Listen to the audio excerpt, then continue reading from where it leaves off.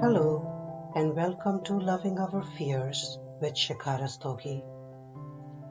Positive thinking seems to be receiving a lot of attention these days, especially since the onset of COVID, where a lot more people began struggling with their mental health. And one of the many ways to lead your mind towards creating positive thoughts is to intentionally focus on the things and people that you are grateful for in your life today, because when you feel grateful, that feeling feeds into your thinking to generate more of such positive thoughts. But if you have ever tried to feel this feeling of gratefulness, you would know that being grateful requires practice, mainly because a human mind tends to mostly things or people that are lacking from life. Our mind likes to focus on everything that has either gone wrong in our past or the things that could go wrong in the future. And that's because our mind loves viewing everything as a problem rather than an opportunity to learn and grow from until you become conscious and aware of how your mind functions.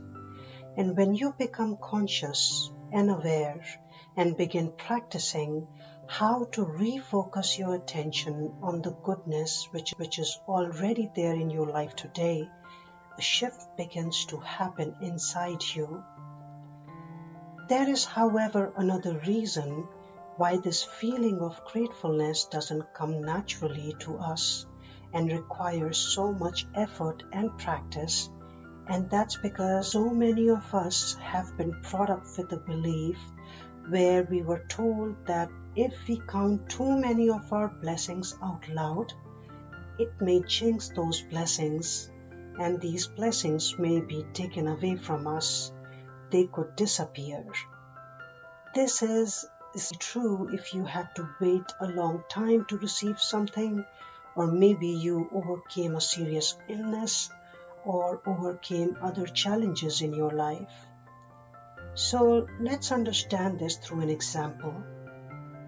Imagine you are someone who was diagnosed with a serious illness, and although you may have come out the other side disease free, however, in your conversations with family and friends, and even in your own thought processes, instead of feeling grateful for being healthy again, you may continue to focus on the past where you were diagnosed with the disease and the fact that you had to go through the pain and suffering to get to this other side. And you continue to live in the past, not only because of how your mind focuses on the past and creates fear about the future, but you also do this because somewhere in the back of your mind, you have a belief that's telling you to stop announcing to everyone how lucky and grateful you are that you were able to get disease free again. You don't want to feel lucky and grateful because you fear that by saying it out loud, you may jinx your wellness and the disease may come looking for you again. And all of this happens in your mind without you even realizing it, without you realizing that this is happening, and you live the rest of your disease-free life fearing the recurrence of this disease.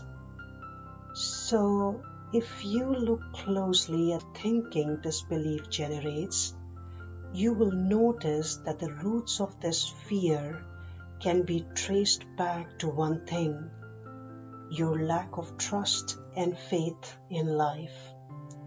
You don't trust life, and you don't trust that it will give you exactly what you need to facilitate your own evolution process.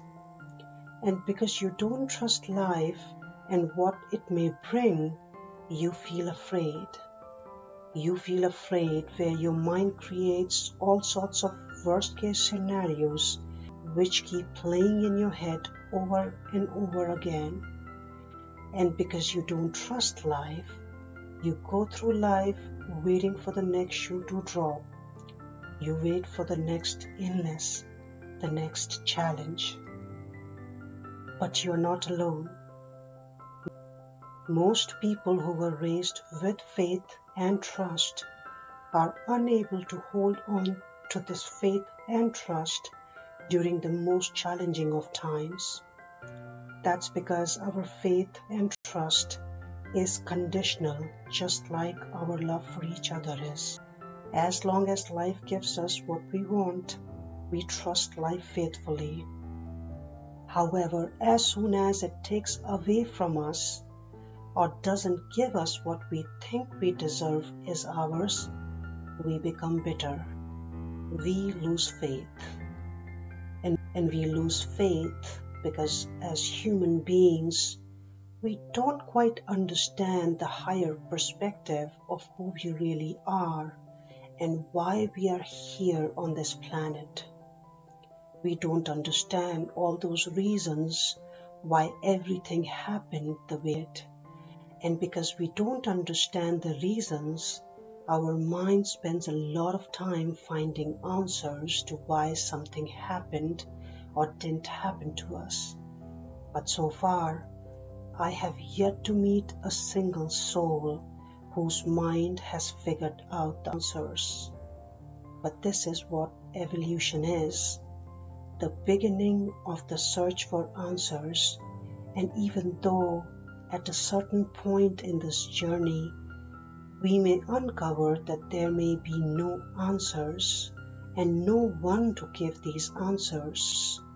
But what is really happening is that we are starting to evolve to a higher understanding of who we are and why we are here.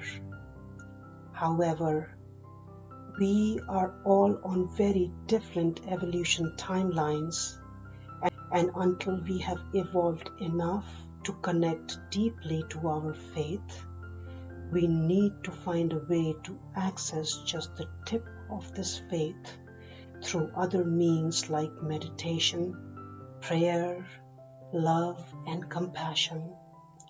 So, do you know how you will access your faith today?